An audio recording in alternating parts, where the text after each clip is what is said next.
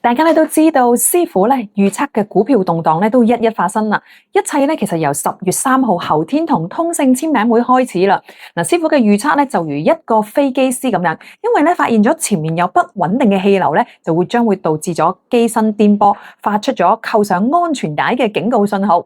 以我所了解，師傅佢就好少講股票㗎。咁通常佢就話股票唔值博，太被動，太多不明朗因素啦，好難長期預測。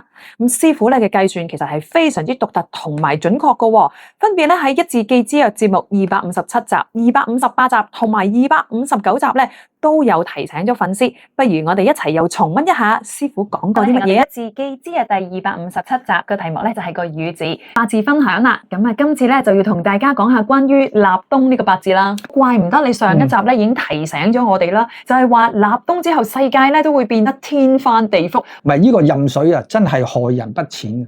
哇！所以可能我哋嚟緊見到一啲和諧嘅景象都好咧，裏面都係危機四伏喎。係啦，嗱咁我就睇呢個八字就話咧，嗱有好多一切嘅事情都係由西方國家引起嘅，咁令到點咧？東方國家都愛莫能助，個元兇就係個壬字啦。咁頭先講過啦，壬字就係任性偏激啊、公主病啊，咁就喺經濟嗰方面就會出現一種大動盪嘅反覆。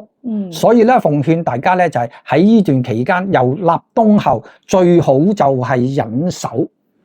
之前我就講就見好即收，今次我就提醒大家最好就係忍手啦，同埋忍手離場啊，因為立冬後唔係一般小戶玩嘅，係大戶玩嘅遊戲嚟㗎咁所以就係最好忍手離場啦，同埋做一個旁觀者為佳啊。係我哋一字記之第258集個題目就係個說，有到八字分享啦。今集就會講小說，世界大事又點樣睇呢？代表由立冬開始之後15、16日，仍然未見到有乜嘢大嘅改善，因為立冬嗰個八字已經唔好噶啦嘛，係嘛？咁經過小說後嗰15日之後，又冇幫助到，又冇改善到咁所以我都係仲係暫時堅持未來嘅大事都係會天翻地覆咁就係反覆多變咁樣。記住，千祈唔好以身犯險，離開個股票市場咯。咁頭先師傅講咗啦，立冬呢15日唔好搞啦，跟住小說都唔好搞。咁究竟幾時呢？咁就要繼續留意住我哋一字記之嘅節目。咁我哋一字記之嘅第259集個題目就係個交字。近日美國啦、香港嘅股市走勢哇，正如你所料一樣真係好反覆動盪。係哇，高高低低，跟住重咁樣。咁有好多粉絲都留言就話師傅你神準啦。多謝師傅就叫佢哋哇盡快離開市場，就要做旁觀者。咁又一次幫到佢哋。輸少咗好多錢啊！粉絲又問喎，咁究竟幾時先可以入市呢？師傅真係個好多粉絲都係咁樣問。第一，首先記住，我絕對唔係一個合格嘅財經專家、股票專家。第二我就係只係一個我愛好研究曆法啦、易經嘅研究者。